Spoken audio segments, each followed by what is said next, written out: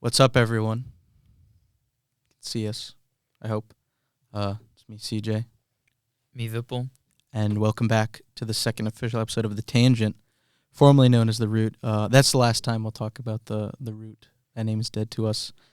We don't need it anymore. We hope you're doing good, and we're glad that you're back. News and sports episodes, hopefully on their way soon, but for now, you're still stuck with me and Vipul. Also have some guests we're hoping to get on. Ooh, I can't say anything, but ooh, it's spicy, it's good, it's cool, is it not? It is. This is going to be, if all goes well, a very big semester for The Tangent. The Tangent, yeah. First of many. Okay, we have our kind of theme for the episode, but I guess I just want to ask, what's up, man? I'm good. It's getting cold out. It's very cold.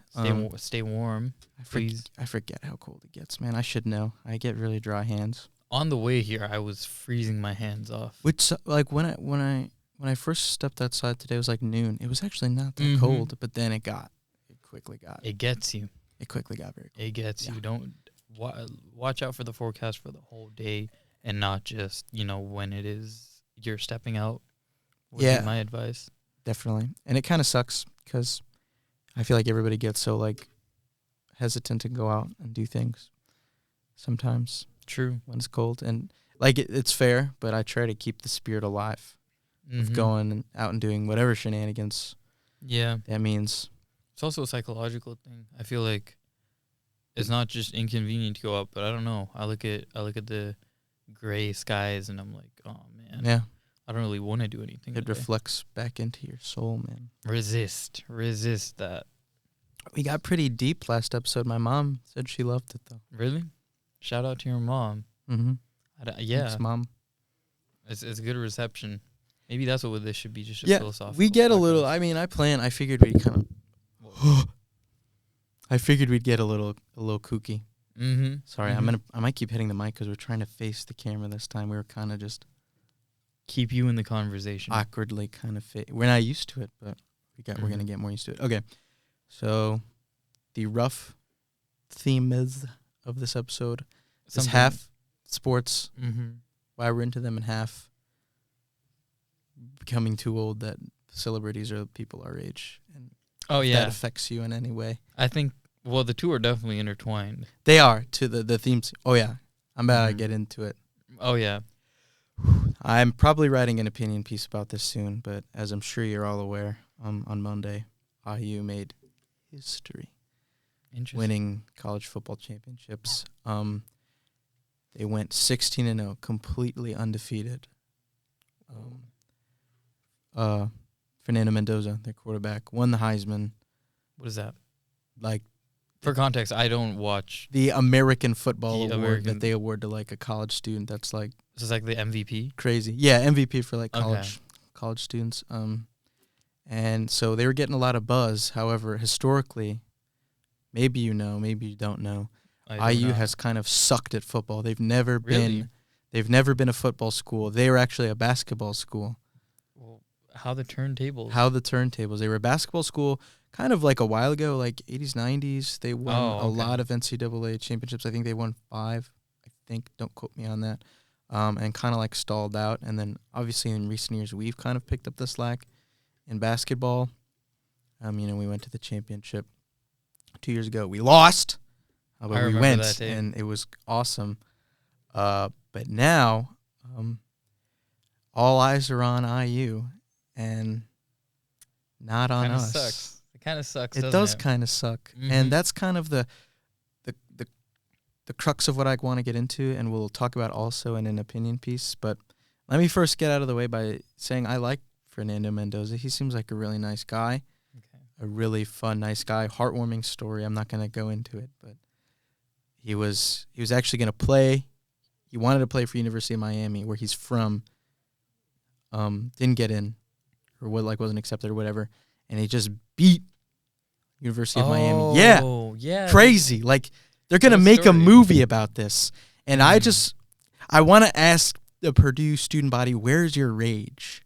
I mean, there were so many people that were like rooting for IU openly. Yeah. Openly rooting for IU. Openly like, oh, this is good for the state of Indiana. First of all, Are you from the state of Indiana, or are you just saying that because your college is here? I'm from Indiana. I couldn't care less if IU won. Growing up, IU's kind of like the college, and Purdue is kind of also the college, but Indiana's in the name, so naturally eyes go there. But when I came here, I pledged my allegiance. I made my decision. You can't back out. True. Now that it's convenient, now that they're good. No, true. Historically, we said IU sucks because they historically did suck. Even though they were better at basketball for a time and we haven't won any championships, we still, like in both sports, we still beat them more than they beat us. Right. So even though we've been like really bad at football lately, we still hold more wins over them than they hold over us. But like that means nothing now that they've Tom Brady is scouting that game for Fernando Mendoza because the Raiders have the first draft pick. So it's almost. Oh, and they come to colleges to take Yeah, they come to colleges and especially he won the Heisman. They went undefeated after hit like years of sucking. Why did they suddenly get good? I haven't looked into that too much, but I'm assuming it has to do with the coach Kurt Signetti and just kind of like I don't know, man. Is he new? I actually don't know, so I can't speak on any of that. I don't know, but like it is still a crazy drastic change to just kind of not really be in the conversation about football to then suddenly win it all. Right. But yeah, so like Lil Uzi Vert was there, man. Fernando Mendoza made a TikTok saying Lil Uzi Vert come out, and he did. Oh, what? Yeah, so like this guy is crazy. The song Fernando by ABBA. There was something in me. They were singing that when he won. He went to an after party. They were singing it. And man of the moment. This should make us mad. We shouldn't be supporting IU just because we share the state. That's not how the rivalry has ever worked. There wouldn't be a rivalry if that had anything to do with it. I feel like that should make us extra rival. That's what I'm saying. Because it's turf that we share, and so turf wars. Thank you. So if privately, you want to root for them because it's the heartwarming story, sure, that's fine, but we need your anger. We almost are losing the right to say IU sucks if we're just going to keel over and be like, oh, yeah, we've always loved IU. Shut up! They probably didn't care when we went to the Natty a couple years ago. I highly doubt. I remember I don't remember if it was you or not, but I was in the office like a couple of days ago and someone was like, I'm not rooting for IU because I know for a fact if we were in this position, IU wouldn't be rooting for us. I think it's pretty clear that way. And like this rivalry is just like it feels like it means nothing anymore. Like we're just doing it for the novelty of it. Like, does this mean nothing to you guys? What happened? Have a little hatred in your heart. Have a little but it's like hatred so that we as a community are stronger. So my proposal, let's win the Natty this year. Well, yeah, why don't we just do that? Let's sweep the rug from under IU. All eyes are going to be on them, and then the eyes are going to be on us. I swear, if we don't win the Natty, I'm going to lose my mind. We got close, though. Right? We got close. Like, it was... Yeah, we got close. Hold on, so if we won against UConn a couple of years ago, would that have been as big a deal as, like, this? It probably would have been a really big deal. Really? Because Zach Edey was like the Mendoza of our basketball. Oh, man, that's what we missed out on? We missed that, man. It would have been... There would be no campus. I remember we would have, class would be... Nobody would go to class. We'd be partying all week. Oh, we missed that. Have you seen the clips of what Bloomington looks like? Oh, yeah, no, that's what I was going to come to, is that my jealousy or my envy for IU is in the capacity of, their campus looked so packed and, they were having a good time. And I was like, oh, man, I wish I was there. I don't mean anything by this, but I applied to IU, too, obviously, because I'm from here. Yeah. And I got in. Oh, did you? And it's more of a liberal arts school than it is here. Wow. In another universe, that's me right now, man. But I pledge my allegiance, so I'm not going to think that way, even though I've been thinking about it all day. I'm not going to. Don't. But just think about that. Just think about that a little bit. So where's your anger? Where's your rage? It's like this is the team that's going to win, and we just lost. We lost to UCLA by 2 points last night. Did it matter? No, it doesn't really matter. It was just an upset. We have the better record than them. Than UCLA? Yeah, in basketball, yeah. Oh. Really? And John Wooden it was a close game too, but I mean, It doesn't really mean anything. It's not really like, I don't think it's going to mess with our ranking or anything. Okay. We're still consistently very good, but like Mm-hmm. when we lose momentum, it's hard to gain it back. But anyway, yeah. So I just want to know, where's your guys' anger? I'm almost hurt that Mendoza didn't say Purdue sucks. Like, I thought this was a thing. Like, Yeah. I would have felt better if he did say that. So it's like, oh, we're going to get him. Mm-hmm. I'm already seeing comments. No way IU won a football natty before Purdue wins a basketball natty. We can't let this slide. We're going to hear about this endlessly. Mendoza is going to be a superstar. I promise you, I'm predicting it. This guy is going to be crazy. You're going to see this guy everywhere. And people are going to look at IU, and they're going to look right over us. We're not going to mean anything. We don't mean anything to anybody right now. Unless we win that natty. Mm-hmm. So please, Matt Painter, I know you're listening to this. Friend of the pod, Matt Painter. Do it for me, Matt. Come on. Whip those boys into shape. I believe in the Matthew.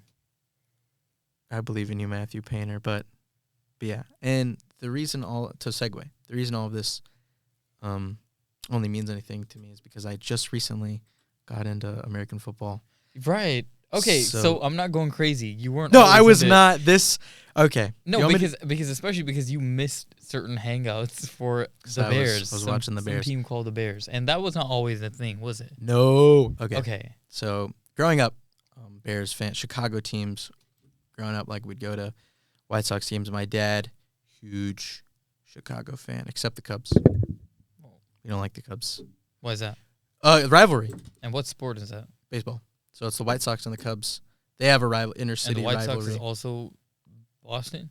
I thought it was Red Sox. Red Sox is Boston, White Sox Chicago. Why are they named after Sox? I don't know about Sox, man, but anyway. Huh. Yeah, it's like an inner city rivalry. Okay. I grew up as a White Sox fan. And kind of like with the Purdue IU thing, when the Cubs went to the World Series a few years ago and they won, I was hating, and everyone's like, it's Chicago, where I'm from, Northwest Indiana, really close to Chicago. Everyone's like, Chicago's right there. Like, why are you not rooting for Chicago? Because we're D1 haters. That's what a rivalry is. Exactly. You don't get to roll over on your belly and say like, oh, this is convenient for me. No, you're a hater or you're not a hater. You know what it is I've seen this a lot with this pattern of like, okay, my team didn't make it to wherever, but there's a team that's close enough to where I'm from that did, and so I'm just going to root for them, and that makes no sense to me. Doesn't make any sense. And it's fine if you're like, oh, my team's out. Oh, I hope this team wins. But to be there, like, celebrating on the front lines, you didn't earn that. You can be happy, like, oh, like, for the Super Bowl, usually a team I like isn't in there, but I'll pick one, and when they win, I'm like, oh, that's awesome. Yeah. But I'm not going to go, like, out in the streets and celebrate because it's not my team. Like the Cubs, they're not my team, but unfortunately, the Cubs have been consistently very good, whereas the Sox have not been very good. I see. And the same thing applied to the Bears. The Bears have been pretty poop for most of my life, but I'm loyal, so I never grew up and picked another team. I just kind of That's what you got to do. I just was like, I'm not into football because I couldn't get into any sports because Chicago teams kind of throughout my childhood.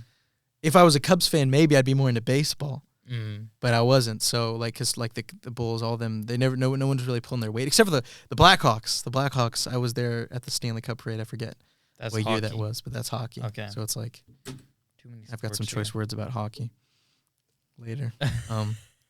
Anyway, but I never really got into sports, like watching sports. The only thing I watched was college basketball, and that's because I came here. But then the Chicago Bears started to do really good. And I was started to casually watching games here and there. Like when I'd go home, I'd watch a game, and then I'd sort of like pick up on things. And I'd sort of see how proud my father was and how proud Chicago Bears fans were, because they're not usually openly very proud and happy. So I was finding that sense of community because I knew I never betrayed them. I never was like, the Bears suck, I'm picking a new team. I was always there. I just wasn't engaged. But I never went anywhere. Now they started doing good, and then I just kind of started watching and like getting really invested in the game and like how the game works, because I would never really pay attention to how football works until I started watching the Bears. I still don't really get it. But it's really not that hard. Like, it looks difficult if you haven't, if you like never think about it. That's my problem. They keep stopping. I love the stopping. I love the anticipation. Like, I watch basketball if I need something fast-paced, but football is like a it's like a movie. Football, American football, is like a movie. You just got to give it a try. My whole life, I waved it off, and it said it was no big deal.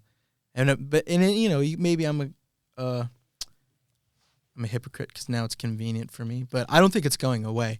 Like, if the Bears suddenly started to suck again, I'd still be a Bears fan and a football fan. Right. But I'd sort of diversify my interests in the teams. Again, not switching loyalties, but other teams I'm interested in, not like I'm a diehard fan. Mm-hmm. I think I've crossed the threshold of like, wow, I get the game. I'm invested in the game, and I'm thinking back like, man, I could have been a quarterback. I could have been the next Tom Brady in another life. Yep, I see that. Thank you. Yeah. But no. So I'm a big Bears fan, and I'm not going anywhere. They're on the up and up. I love Ben Johnson. I love Caleb Williams. I love the team, and I am a football guy now, and I'm excited for next season and to really commit to being a football guy now. I'm a football guy now. But you're a fan of football as well, is that right? How about the football you watch football? Tell us your history with the other football. The real football. So, I mean, it's kind of, I was going to say for the international students here, but I think, honestly, there's a big contingent of, like, American students who really are into football and, like, in a major way. Yeah. So for whoever is watching that is into football, I'm your guy, okay? Hit me up if you want to talk about tactics or whatever. But it's strange. I mean, you talk about, like, you know, it sort of being an inherited thing for, you know, the passion for football. Not really the case for me. Really? My parents didn't really care about football. I mean, they'd been to a few games here and there, but that was mostly for, like, the spectacle of it. Yeah. Me and my brother, we kind of got into football together. We'd always sort of played, you know, I grew up in Denmark, in Copenhagen, and so it was kind of always around us. So we'd play a decent amount, but in terms of, like, watching and being a fan of the sport, that only really happened, I want to say 2014, 15-ish. And I had a friend group. By this time, I had moved back to India, and I had a friend group who, you know, the in thing was football. Like, if you wanted to be in with that group, you had to know your football. And so that was sort of an encouraging, like, you know, okay, this is what I need to be doing. And quickly it, you know, evolved from just a social currency to, like, a real passion. And so I would, and people say this thing about, you know, teams as you don't choose your team chooses you, which is especially true if you live in a country where you're not watching the football from that country, you're watching the big leagues. And so you don't have really sort of any geographical alliance. So you kind of gravitate towards a certain team. Do you know what my team is? My football team? Shoot. Better. But yeah, I'm a Chelsea fan. For those of you that means something to. I grew up around, the reason I am a Chelsea fan, okay, it's not the only reason, but a big reason that I'm a Chelsea fan is because I grew up around a lot of really annoying Arsenal fans who made me dislike them. And the way they talk about football is extremely obnoxious and entitled. And they do a lot of talking for a team that has barely ever won anything. And so I was like, well, this was not the logic, but I was like, whoever the opposite of this team is, that's who I'm going to go for. That's funny. And ever since there, I mean, it's been, like, the biggest love of my life. I've said this, like, numerous times. Like, I'm an arts guy, you know, I'm the managing editor for The Rivet. I like my art, I like my music, I like my film, my you know, physical media, all that good stuff. I will hold consistently until the day I die that the best form of art, the best medium of art is football, without a shadow of a doubt. Okay, and I'll get to a big reason why, and that is a man by the name of Eden Hazard, who is my favorite player of all time. The reason, probably the real reason I fell in love with Chelsea. So for the uninitiated, Eden Hazard is a Belgian footballer, or was a Belgian footballer. He retired in, like, 2023, who basically made football look like art. Okay, he would weave past defenders in a way that I cannot. There's a reason I'm struggling to find words for it. It was literally art. You know how you drag the brush across a canvas, and it's got that sort of ease to it. It's got that sort of meditativeness to it. That's how this guy played football. And so that's really where it started from. Me and my brother both instantly, the moment we saw him, we're Chelsea fans. This is our team. And so I mean, that's been like my journey watching football. I was also playing football a lot. For a long time, that was kind of like my dream. I was like, I need to make it pro. Like every boy out there with some sport or another. My dream was to make it pro. I played for like a local club. Me and my brother did. In all honesty, like looking back on it, I was never gonna make it pro. I was just not good enough. Plus, the infrastructure back where I'm from is just not suitable for, actual sort of international talent. But it was just, I remember just being so distraught about the fact that I was not going to make something out of this, because it really, I mean, I've never loved anything more than I love football. It is like my one single, like most devout love. And yeah, I mean, there's just kind of like there's a meditation that you find. I even wrote like a college essay on it, like when I was applying to colleges, when they were like, what brings you peace, was one of the prompts or something, and I just wrote about football, and I was like, this is the only thing, or not the only thing, but the biggest thing, the biggest sort of like my kind of space, not just watching but playing, like just anything football related is my space. And I'm like, I inhabit it just so comfortably and naturally in a way that I really feel like I don't in any other. Yeah, that's very cool. Mm-hmm. And I like that you said that, like, you think football is like art, because that's like, I came to that realization after watching like American football games. Like, I guess, I don't know, like the first game of the season no, not really, but like one of the big games of the season of the Bears this year was when they beat the Packers. Yeah, first time. In I think it was the Black Friday game or something like that. It was a Saturday game, I think. And that game was like pretty much the Packers dominated the whole game. In the last quarter, the last like 10 minutes of the game, the Bears like came back, and that's sort of like the tension and release. Like, I've only felt that watching like a good movie. Right. And it's even better in this context because it's not scripted. It's not scripted. People do claim that sports can be scripted. I roll my eyes. I just don't think you understand how big of an operation it would have to be to script all the sports. Yeah. Sure, like money's involved and maybe like odds are more in favor for one team than the other, but it's not scripted, it's real. And so then I started like watching highlights, and I started watching, more games, other games that weren't even the Bears. And I listened to the way like Tom Brady specifically talks about football. He talks about it like a director talking about movies that he really like. The way he describes good plays, like, reminds me of how I talk about movies and like films, like the way you execute things. And I think that there's a sort of energy and passion about sports and football specifically that reminds me a lot of filmmaking. I don't know, maybe that's dumb and nerdy of me to say, but I guess I never thought about that as a kid. Right.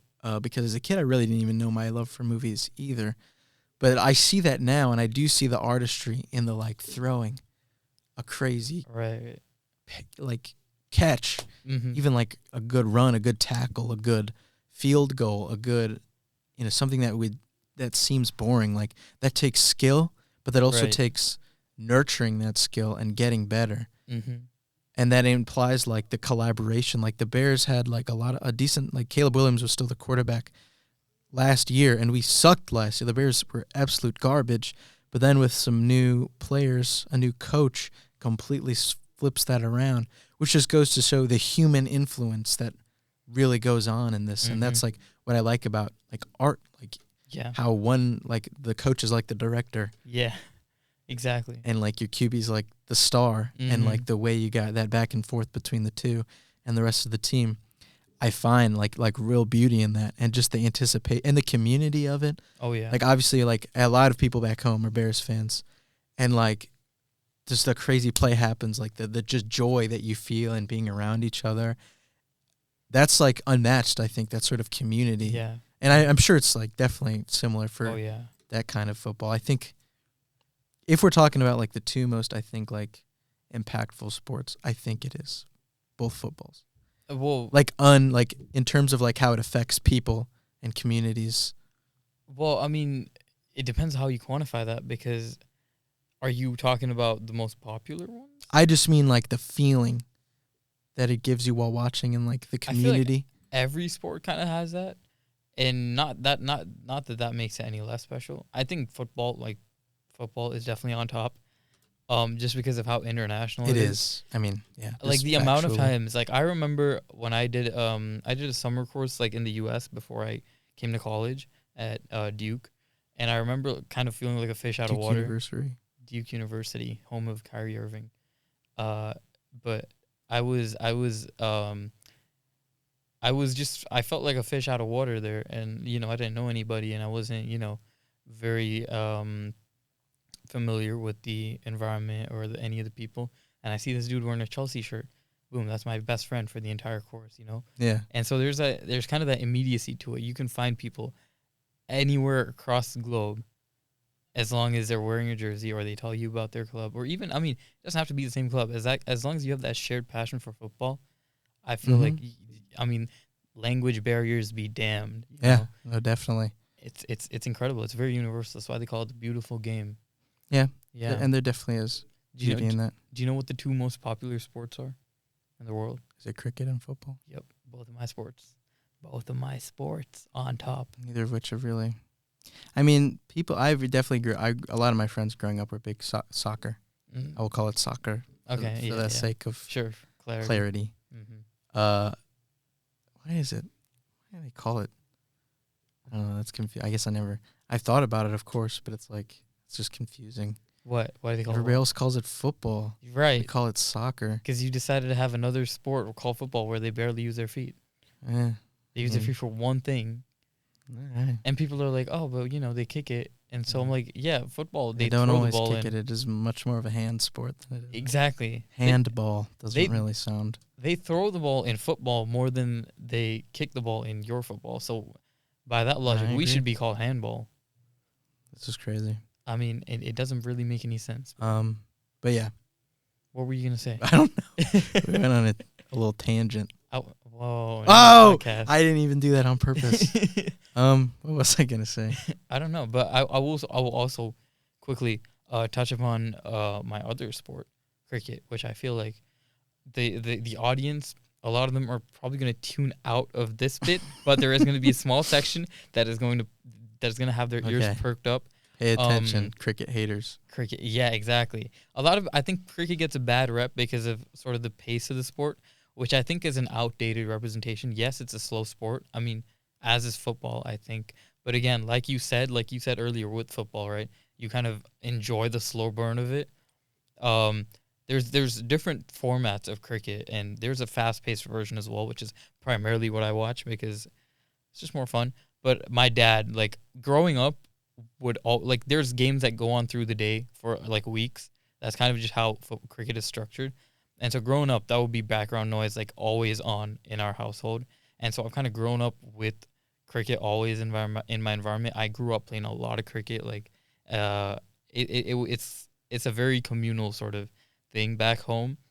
And for example, the last time we were recording this podcast, as we were entering the room, a couple of people were walking out and they had cricket equipment in a box, and I asked about it, and it turns out they're a part of like a cricket podcast.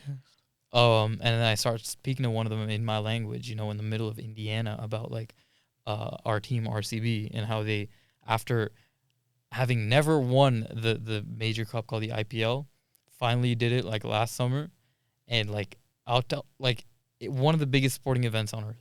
Genuinely, one of the biggest moments. Just unreal. I've waited like 10 plus years devoutly, as is my entire city, and it finally happened, and I will never forget that moment. And I got to share that moment yesterday or last week with someone that I didn't even know in the middle of Indiana, and I think that's the beauty of cricket, and I mean by extension all of sport, right? Yeah, no, there's that just that feeling I've discovered is really it's really Mm-hmm. unmatched. Like I'm sad I missed out on it.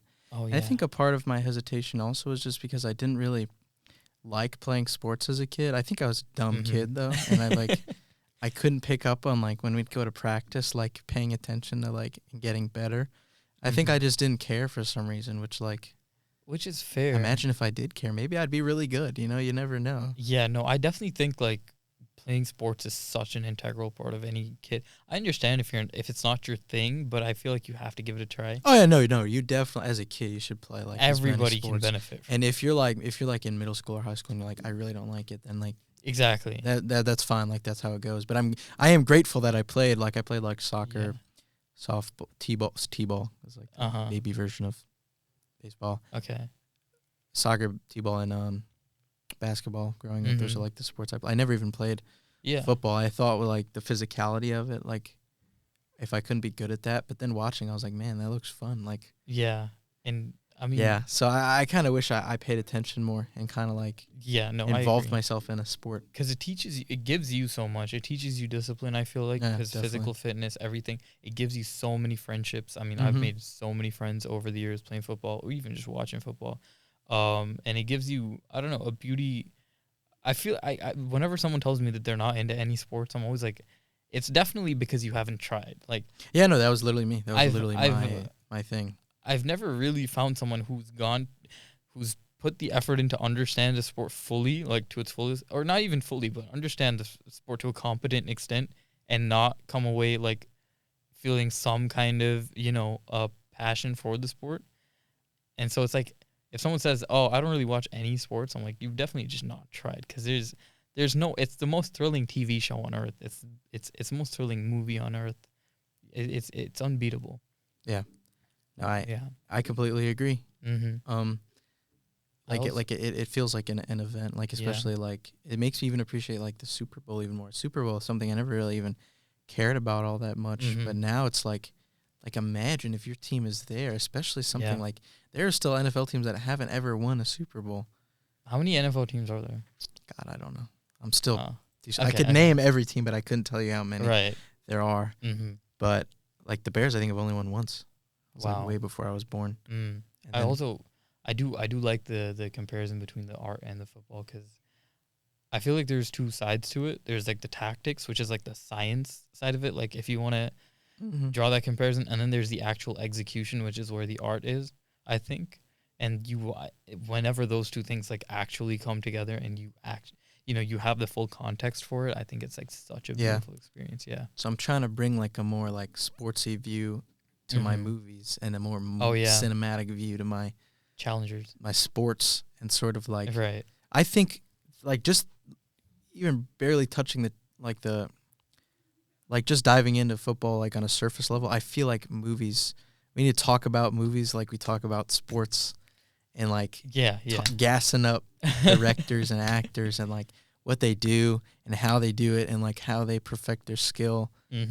I feel like there needs to be more of an appreciation that way, and not just like and that might be like a mainstream problem of like award season like should mean more. Like, like I think competition. It should mean it should be more of a competition, and it should be more of like there should be more press on like walk us through this scene, walk us through the process. And there are that, but it's not like applicable to people because people aren't interested. But it's if you start to think about it like a sport, maybe the masses will be like, like walk us through how you directed that scene, how you wrote that scene. Because that's what it should be. It shouldn't be about like, what did you eat this morning? Like that's stupid. And like I used to like that kind of stuff, but as I become more engrossed in like art, culture, and even sports, like it's the craft. Like I care about the craft. Like if you don't care about the craft, that's fine. Just watch the movie. But like press, like that's why I like the actors on actors interviews. Oh, I love those because they're talking about the craft. They're talking about how did you do that? How did you tap into that? Like walk us through, and like the directors like walking through a scene. Like that's the stuff I care about, and the thing that I think should be highlighted more in the Oscars. I could give a crap about who's singing, about who's hosting. Like act like you care about the thing you're presenting about. And I feel like we've really lost that. It's become more of like a popularity contest, and even more of like it gets easy to guess. Like last year, I did a little thing with my friends. I think I won prediction wise, like who was going to win what, because it's so easy to guess. I agree with the second part of that, of like people need to care more. I don't know if we should turn it into a competition, because I feel like there's that flip side of like stan culture. That's really true. Of like you're wearing like a jersey that has like Paul Thomas Anderson, like oh PTA. Exactly. And I feel like, well, I mean, the function of art, I guess, from like a creator standpoint, is like just to, not to say meditate again, but it is to do that, right? Yeah. It is to sort of ruminate and to offer pause and things like that. And so I'm like, if you compete, I feel like maybe you incentivize the wrong things. This is true. But also, I understand what you mean in terms of like whipping up the audience or the masses into. I do get like, obviously, like competition would be more of like a slippery slope. It could be like, no, I don't watch Denis Villeneuve. Exactly. I'm a Christopher Nolan head. Like, nah, we're appreciating all of the art. Yeah. But like, I think even people who have a fan of one team appreciates all of the sport. Sure. Like, if you're like, except Arsenal. Yeah. No. That's good. Like, I appreciate all the sport except the Packers. Yeah. Couldn't care less about what they do. Couldn't care at all. But that's good. Right. Like that's the fuel to the flame. Mm-hmm. That like I think it ignites. Right. And the passion. Yeah, I could see that. I mean, in sort of the sense of like I will never listen to Chris Brown, for example. You know, like there is maybe a bit of that. That's like moral reasons. I'm sure. I'm sure he's a bad guy. Hey, Arsenal's also moral reasons. Okay, it's funny. But no, yeah, absolutely. Also, are you and maybe this is a question to you guys as well, because the perfect opportunity to tap into football is coming up very soon. Like literally at our laps. It's incredible. There's one World Cup every 4 years, and I'm in college for 4 years, so there's one World Cup when I'm in college, and it's in the U.S. where I'm studying. It's incredible. There you go, guys. Are you going to be tapping in? You know what? If I give football a try, will you give football a try? I will. Sure. Watch the Super Bowl. Okay. Even if in chunks, you know, like how you be watching games like on your phone like that, and just try it. Like I'll do that. I think that's the problem. I think like I haven't watched a full soccer game. I've made my assumptions. I'm sure you haven't watched a full football game, and like really tried to. Yeah, no, I agree. I'll watch the Super Bowl if you explain it to me as we. Yeah, do. I can, and the commentators usually do a decent job at like. Oh, they're talking Latin to me. Explaining things, but yeah, I think like if you watch and you try to understand who does what, why are they doing that. It becomes really fun, and it becomes like you're putting the pieces together. Oh yeah, and you gain that sort of. And football is a very intuitive sport. Like I mean, it's very. I mean, yeah, who doesn't get football? You know. So for those of you that are not yet tapped into the beautiful game, summer 2026, perfect opportunity. There's nothing like it. The atmosphere is incredible. The teams are incredible. The last World Cup final. I mean, I don't remember if you know. Greatest TV episode or whatever you want to call it, greatest recorded event in history. I mean, there is nothing like it. It's the past and present. Let me break this down for you if I have the time. Okay. It'll probably be the last thing we do, but yeah, go ahead. Okay. Anyway, for those of you that know, y'all know, Argentina versus France, 2022. All right, final. It's the past versus the present. The past is Messi, who I'm sure you've heard of. Yes. The present. At the moment, the crown prince who will become king is Mbappe, who I know him too. Okay, great. So Argentina versus two of the guys I know. Hey, this is working out great so far. Go head to head. World Cup is like the biggest. It's the biggest event in all of whatever. I think it had like 4 billion viewers at one point. Everybody in the planet cares about this. All eyes on them, right? Argentina go 2-0 up, easy. France are looking out of it, right? Macron is on the stage, like hand in head, whatever. 83rd minute. There's 90 minutes in the game, right? 7 minutes left. 83rd or 81st, something like that. Mbappe, boom, 1 goal. 2 minutes later, Mbappe, another second goal. I have never seen anything like it. He grabs that game from like the jaws of death and brings France to life. Takes it into extra time. Messi, goal. Extra time, like at the death, okay? And then finally, France get a penalty. Mbappe scores 3 goals. That's called a hat trick. That is one of the best things you can do. Equalizes the game. Game goes to penalties. I don't think you understand. The World Cup final goes to penalties, and Argentina win it. And Messi, in what we thought was going to be his last, World Cup with Argentina, because his big criticism that he got until very recently was that he never did anything with his country, wins the World Cup, solidifies his place as the greatest player of all time. And on top of that, Mbappe, who scored 3 goals in that one game, is considered the crown prince who will soon become king. It is one of the most incredible head-to-heads I have ever seen in my life. And if you want more cinema like that, I mean, my words, I tried to do him justice. You guys are going to have to go home and watch the highlights yourself. Trust me, 2026, it's going to be similar. It might even be better. That's cool. But, yeah, you need to It's cool. Yeah, it's cool. Also, a little side tangent before we wrap up. We're not going to get to that second theme. Oh, but yeah. Maybe we can carry I realized. We can carry it over. That's fine till like the next, whenever we our Mhm. guest list next. Mhm. It's cool when one player, like when there's like a figurehead Legacy, yeah. of your sport, Yeah. like that idea fascinates me, that you can stand out so much with so many athletes, but Right. you stand out. I always NHL. wonder how that happens. And it's kind of like that with like kind of movies too. Like if Mhm. I said Francois Truffaut, that means nothing to you. But if I say Steven Spielberg, you're like, I know that guy. There's levels to it. Sure, But but you know who Tom Brady is. Yeah. You know who. You watch basketball though, do you? Yeah. I mean, Okay. no, I don't. Okay, but but I you know, them. like you know who Michael Jordan is. Of course. You know who LeBron James is. Yes. I even know some of the niche players, okay? Name a niche player. Oh, right now? I mean, John Morant isn't niche, is he? He's not that niche. Okay, but let like me not see. like I know, Towns, something, Carl Anthony Towns or something. I know him. but that's cool. Like the fact that even I know who Messi is. I know Mbappe. Yeah, I know yeah. Ronaldo. Mm-hmm. There's one more guy. There's one more guy. Probably. Neymar.